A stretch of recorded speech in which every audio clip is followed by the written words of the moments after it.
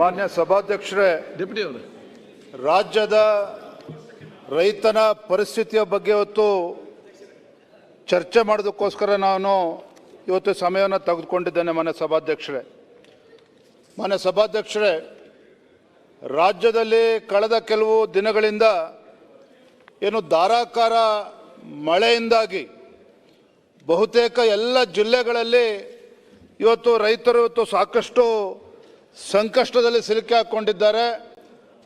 ರಾಜ್ಯದ ರೈತನ ಪರಿಸ್ಥಿತಿ ಇವತ್ತು ಬಹಳ ತೊಂದರೆಯಲ್ಲಿದ್ದಾರೆ, ಚಿಂತಾಜನಕವಾಗಿದೆ ಅನ್ನೋದನ್ನು ಈ ಸಂದರ್ಭ ಹೇಳೋದಕ್ಕೆ ಇಚ್ಛಪಡ್ತೇನೆ. ಮಾನ್ಯ ಸಭಾಧ್ಯಕ್ಷರೇ, ನಮ್ಮ ರಾಜ್ಯದಲ್ಲಿ 2024-25ರಲ್ಲಿ ಒಟ್ಟು 981 ರೈತರು ಇವತ್ತು ಆತ್ಮಹತ್ಯೆ ಪ್ರಕರಣಗಳು ಇವತ್ತು ರಾಜ್ಯದಲ್ಲಿ ವರದಿ ಆಗಿದೆ.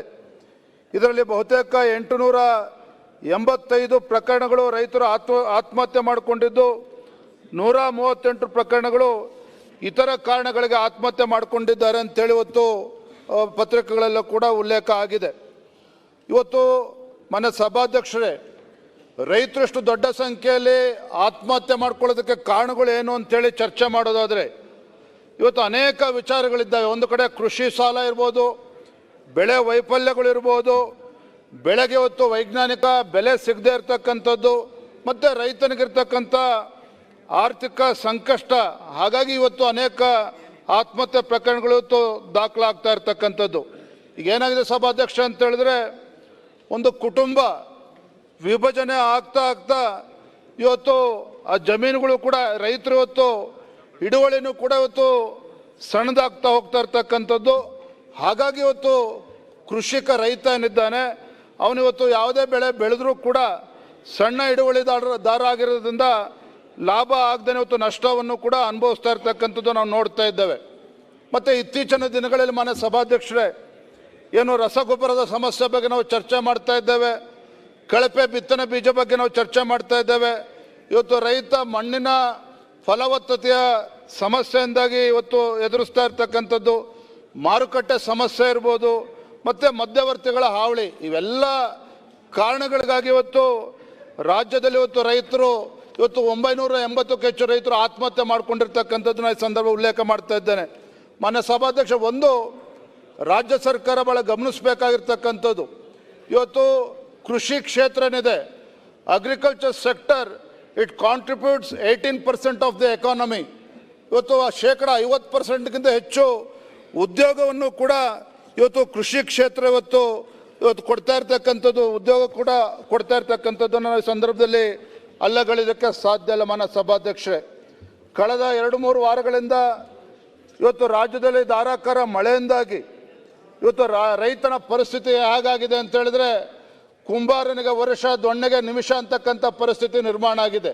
ನಿನ್ನೆ ಮೊನ್ನೆ ತನಕನೂ ಕೂಡ ರೈತ ಅವನು ಬೆಳೆದಂಥ ಫಸಲು ಇವತ್ತು ಸಂತೋಷವಾಗಿದ್ದ, ಇನ್ನೇನು ನಾಳೆ ನಾಡಿದ್ದು ಇವತ್ತು ಮಾರುಕಟ್ಟೆಯಲ್ಲಿ ಮಾರಿ ಉತ್ತಮ ಒಂದು ಬೆಲೆಗೆ ಮಾರ್ಬೋದು ಅಂತಕ್ಕಂಥ ಕನಸನ್ನು ಇಟ್ಕೊಂಡಿರ್ತಕ್ಕಂಥ ರೈತನ ಪರಿಸ್ಥಿತಿ ರಾತ್ರೋರಾತ್ರಿ ಇವತ್ತು ಮಳೆಯಿಂದಾಗಿ ಇವತ್ತು ಬೆಳೆ ಸಂಪೂರ್ಣವಾಗಿ ನಾಶ ಆಗಿರ್ತಕ್ಕಂಥದ್ದು. ರಾಜ್ಯದ ಅನೇಕ ಜಿಲ್ಲೆಗಳಲ್ಲಿ 50%, 60%, 80%ವರೆಗೂ ಕೂಡ ಇವತ್ತು ಬೆಳೆಗಳು ಹಾಳಾಗಿರ್ತಕ್ಕಂಥದ್ದು ನಾವು ನೋಡ್ತಾ ಇದ್ದೇವೆ. ಮಾನ್ಯ ಸಭಾಧ್ಯಕ್ಷರೇ, ಇವತ್ತು ನಮಗೆ ಗೊತ್ತಿದೆ, ಇವತ್ತು ಕಲಬುರಗಿ ಅಂತ ಹೇಳಿದ್ರೆ ತೊಗರಿಯ ಖನಿಜ ಅಂಥೇಳಿ ಖ್ಯಾತಿ ಆಗಿರ್ತಕ್ಕಂಥದ್ದು. ಉತ್ತಮ ಮುಂಗಾರು ಆದರೂ ಸಹ ಕಳೆದ ಒಂದು ವಾರದಿಂದ ಇವತ್ತು ಲಕ್ಷಾಂತರ ಎಕರೆನಲ್ಲಿ ಬೆಳೀತಕ್ಕಂಥ ತೊಗರಿ ಇರ್ಬೋದು, ಅದೇ ರೀತಿ ಇವತ್ತು ಹತ್ತಿ, ಪಪ್ಪಾಯ, ದ್ರಾಕ್ಷಿ ಸೇರಿದಂತೆ ಬಹುತೇಕ ಎಲ್ಲ ಬೆಳೆಗಳು ಅತಿವೃಷ್ಟಿಗೆ ಹಾನಿಯಾಗಿದ್ದು ಇವತ್ತು ರೈತರು ಆ ಭಾಗದಲ್ಲಿ ಸಂಕಷ್ಟದಲ್ಲಿ ಇರ್ತಕ್ಕಂಥದ್ದು. ಇವತ್ತು ಅಫ್ಜಲ್ಪುರ ಶಾಸಕರು ಕೂಡ ಇದ್ದಾರೆ ಆಡಳಿತ ಪಕ್ಷದಲ್ಲಿ. ಇವತ್ತು ಅಫ್ಜಲ್ಪುರ ಒಂದೇ ಕ್ಷೇತ್ರದಲ್ಲಿ 60,000 ಹೆಕ್ಟೇರ್ ಅಷ್ಟು ತೊಗರಿ ಹಾಳಾಗಿರ್ತಕ್ಕಂಥದ್ದು.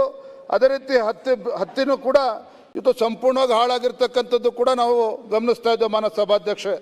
ಹಾಗಾಗಿ ಇವತ್ತೇನು ಬೆಳೆ ಹಾನಿ ಸಮೀಕ್ಷೆ ಆಗದೇನೆ ಅದಕ್ಕೂ ಕೂಡ ರೈತರು ಪರದಾಡ್ತಾ ಇದ್ದಾರೆ. ನಮಗೆ ಗೊತ್ತಿದೆ, ಅಲ್ಲಿ ಆ ಭಾಗದ ರೈತರು ಸಾಲ ಸೋಲ ಮಾಡಿ ಎಕರೆಗೆ ಕನಿಷ್ಠ 8,000 ರಿಂದ 10,000, 15,000 ರೂಪಾಯಿ ಖರ್ಚು ಮಾಡಿ ಫಸಲು ಬರ್ತಕ್ಕಂಥ ಸಂದರ್ಭದಲ್ಲಿ ಇವತ್ತು ಬೀದಿಗೆ ಬಂದು ಕುಳಿತಿರ್ತಕ್ಕಂಥದ್ದು ನಿಜವಾಗ್ಲೂ ಕೂಡ ದುರ್ದೈವದ ಸಂಗತಿ. ಮಾನ್ಯ ಸಭಾಧ್ಯಕ್ಷರೇ, ಇವತ್ತು ಕೊಡಗು ಜಿಲ್ಲೆ ಇರ್ಬೋದು, ಚಿಕ್ಕಮಗಳೂರು ಜಿಲ್ಲೆ ಇರ್ಬೋದು, ಮೊನ್ನೆನೂ ಕೂಡ ಹಾಸನ ಜಿಲ್ಲೆ ಬಗ್ಗೆನೂ ಕೂಡ ನಾವು ಚರ್ಚೆ ಮಾಡಿದ್ವಿ. ಕಳಪೆ ಬಿತ್ತನೆ ಬೀಜ ಇರ್ಬೋದು ಮತ್ತು ಬಿಳಿ ಜೋಳವು ಕೂಡ ಸಂಪೂರ್ಣವಾಗಿ ಹಾಳಾಗಿರ್ತಕ್ಕಂಥದ್ದು. ಕಾಫಿ ಬೆಳೆನೂ ಕೂಡ ನಮ್ಮ ಸಕಲೇಶ್ಪುರದ ಶಾಸಕರು ಕೂಡ ಇಲ್ಲೇ ಇದ್ದಾರೆ.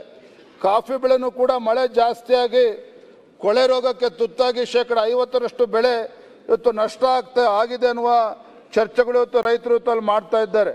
ಅದೇ ರೀತಿ ಮೆಕ್ಕೆಜೋಳ ಇರ್ಬೋದು, ಅದೇ ರೀತಿ ಅಡಿಕೆ. ಇವತ್ತು ನಮ್ಮ ಮಲೆನಾಡು ಪ್ರದೇಶ ಅತಿ ಹೆಚ್ಚು ಮೆಕ್ಕೆಜೋಳ ಮತ್ತು ಅಡಿಕೆ ಬೆಳೀತಕ್ಕಂಥ ನಮ್ಮ ಮಲೆನಾಡು ಪ್ರದೇಶ ಶಿವಮೊಗ್ಗ ಜಿಲ್ಲೆಯಲ್ಲೂ ಕೂಡ ಇವತ್ತು ಅಡಿಕೆನೂ ಕೂಡ ಇವತ್ತು ರೋಗಕ್ಕೆ ತುತ್ತಾಗಿರ್ತಕ್ಕಂಥದ್ದು.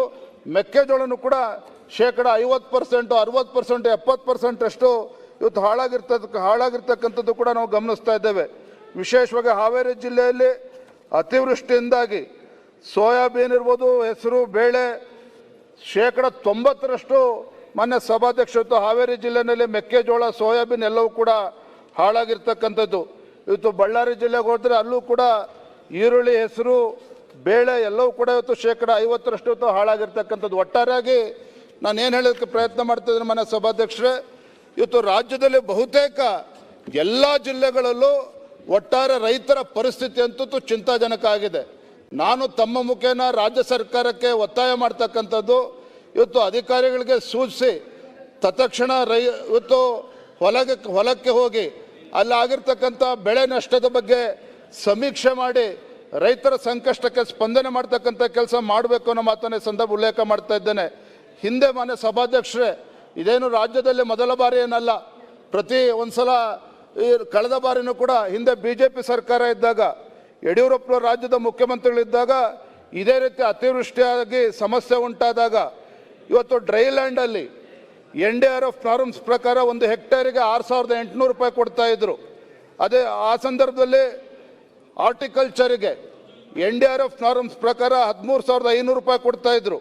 ಇರಿಗೇಟೆಡ್ ಲ್ಯಾಂಡಿಗೆ 18,000 ರೂಪಾಯಿ ಕೊಡ್ತಾ ಇದ್ರು ಮಾನ್ಯ ಸಭಾಧ್ಯಕ್ಷ NDRF ನಾರ್ಮ್ಸ್ ಪ್ರಕಾರ.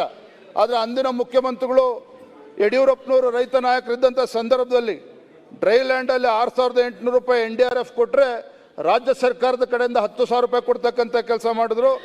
ಹಾರ್ಟಿಕಲ್ಚರಿಗೆ 13,500 ರೂಪಾಯಿ ಇದ್ದರೆ ಪರ್ ಹೆಕ್ಟೇರಿಗೆ ಅಂದಿನ ರಾಜ್ಯ ಸರ್ಕಾರ 10,000 ರೂಪಾಯಿ ಅಡಿಷನಲ್ ಆಗಿ ಕೊಡ್ತಕ್ಕಂಥ ಕೆಲಸ ಮಾಡಿದ್ರು. ಇರಿಗೇಟೆಡ್ ಲ್ಯಾಂಡಿಗೆ NDRF ನಾರ್ಮ್ಸ್ ಪ್ರಕಾರ 18,000 ಇದ್ದರೆ ರಾಜ್ಯ ಸರ್ಕಾರ, ಅಂದಿನ BJP ಸರ್ಕಾರ 10,000 ರೂಪಾಯಿ ಕೊಡ್ತಕ್ಕಂಥ ಕೆಲಸ ಮಾಡಿದ್ರು. ಆ ರೀತಿ ರೈತರಿಗೇನು ನಷ್ಟ ಆಗಿತ್ತು, ಆ ನಷ್ಟವನ್ನು ಭರಿಸ್ತಕ್ಕಂಥ ಕೆಲಸ ಹಿಂದಿನ BJP ಸರ್ಕಾರ ಮಾಡಿರ್ತಕ್ಕಂಥದ್ದನ್ನು ನಾನು ಈ ಸಂದರ್ಭದಲ್ಲಿ ಮಾನ್ಯ ಸಭಾಧ್ಯಕ್ಷ ಉಲ್ಲೇಖವನ್ನು ಮಾಡೋದಕ್ಕೆ ಇಚ್ಛಪಡ್ತೇನೆ.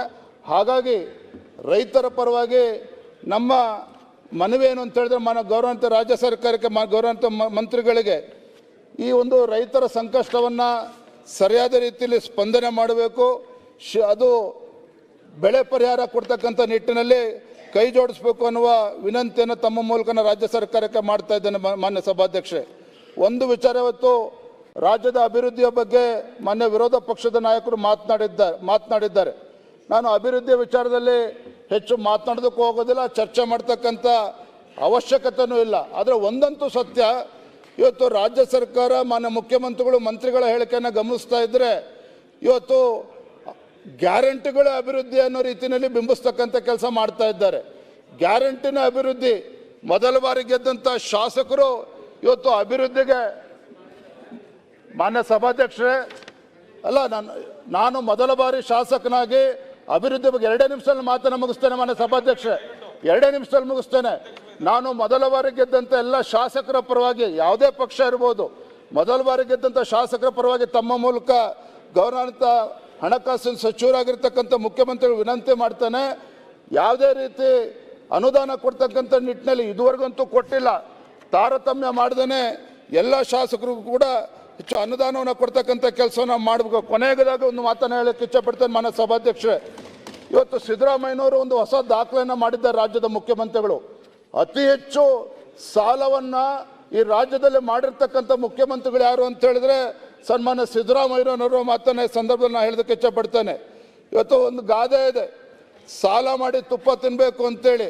ಆದರೆ ಇವತ್ತು ಸಾಲ ಮಾಡಿದರೂ ಸಹ ಇವತ್ತು ಶಾಸಕರು ಕೂಡ ತುಪ್ಪವನ್ನು ತಿಂತಾ ಇಲ್ಲ, ರಾಜ್ಯದ ಜನರು ಕೂಡ ಅಭಿವೃದ್ಧಿ ಇಲ್ದೇನೆ ಅವರು ಕೂಡ ಹಣ ತಲುಪ್ತಾ ಇಲ್ಲ ಅಂತ ಹೇಳಿದ್ರೆ ಇವತ್ತು ರಾಜ್ಯದ ಜನ ಇವತ್ತು ಸಂಕಷ್ಟದಲ್ಲಿರ್ತಕ್ಕಂಥ ಸಂದರ್ಭದಲ್ಲಿ ಶಾಸಕರು ಕೂಡ ಅಭಿವೃದ್ಧಿಗೆ ಬಿಡುಗಾಸನ್ನು ಕೊಡದೇ ಇರ್ತಕ್ಕಂಥ ರಾಜ್ಯ ಸರ್ಕಾರ ಎಲ್ಲ ಅನುದಾನ ಇವತ್ತು ಕೇಂದ್ರ ಸರ್ಕಾರ ಅನ್ಯಾಯ ಮಾಡ್ತಿದೆ ಅಂತ ಹೇಳ್ತಾರೆ. ಆದರೆ ಈ ಬಂದಿರತಕ್ಕಂಥ ಅನುದಾನ ಇವತ್ತು ಎಲ್ಲಿ ಹೋಗ್ತಿದೆ ಅನ್ನೋ ಚರ್ಚೆನೂ ಕೂಡ ಆಗ್ತಾ ಇದೆ ಮನ ಸಭಾಧ್ಯಕ್ಷರೇ.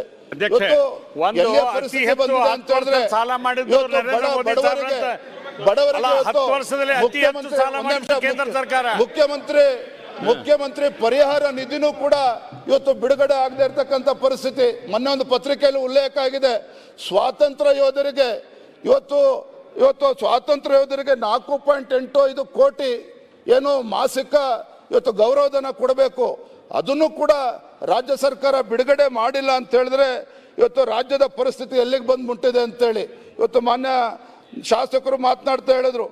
ಬಡವರಿಗೆ ಒಂದು ಮನೆ ಕೊಡೋದಕ್ಕಾಗ್ತಾ ಇಲ್ಲ, ಗಂಗಾ ಕಲ್ಯಾಣ ಯೋಜನೆ ಕೊಡೋದಕ್ಕಾಗ್ತಾ ಇಲ್ಲ. ಇವತ್ತು ನಮ್ಮ ಕ್ಷೇತ್ರಗಳಲ್ಲಿ ಇವತ್ತು ಹೊಲಗಳಿಗೆ ರಸ್ತೆ ಮಾಡಿಸ್ಬೇಕು ಅಂತ ಹೇಳಿದ್ರೆ ಅದಕ್ಕೂ ಕೂಡ ಅನುದಾನ ಇಲ್ಲ. ಇಂಥ ಕೆಟ್ಟ ಪರಿಸ್ಥಿತಿಗೆ ಬಂದು ನಿಂತಿದೆ. ಹಾಗಾಗಿ ಇಷ್ಟೇನ ಹೇಳ್ತಕ್ಕಂಥದ್ದು, ತಮ್ಮ ಮೂಲಕ ರಾಜ್ಯದ ಮುಖ್ಯಮಂತ್ರಿಗಳಿಗೆ ಮತ್ತು ಕೃಷಿ ಸಚಿವರು ಕೂಡ ವಿನಂತಿ ಮಾಡ್ತೇನೆ, ಕಂದಾಯ ಸಚಿವರು ಕೂಡ ವಿನಂತಿ ಮಾಡ್ತೇನೆ. ಇವತ್ತು ರೈತ ಸಂಕಷ್ಟದಲ್ಲಿದ್ದಾಗ ಅತಿ ಶೀಘ್ರದಲ್ಲೇ ಇವತ್ತು ಅಧಿಕಾರಿಗಳನ್ನ ಕಳಿಸಿ ಇವತ್ತು ಪರಿಹಾರ ಕೊಡ್ತಕ್ಕಂಥ ನಿಟ್ಟಿನಲ್ಲಿ ಅದು ಸರ್ವೆ ಏನಾಗಬೇಕು ಆ ನಿಟ್ಟಿನಲ್ಲೂ ಕೂಡ ಗಮನಿಸಬೇಕು. ಶಾಸಕರಿಗೆ ಅನುದಾನವನ್ನು ಕೊಟ್ಟು ನಮ್ಮ ಗೌರವವನ್ನು ಕೂಡ ಕಾಪಾಡಬೇಕು ಅಂತೇಳಿ ತಮ್ಮ ಮೂಲಕ ನಾನು ವಿನಂತಿಯನ್ನು ಮಾಡ್ತೇನೆ ಸಭಾಧ್ಯಕ್ಷರೇ.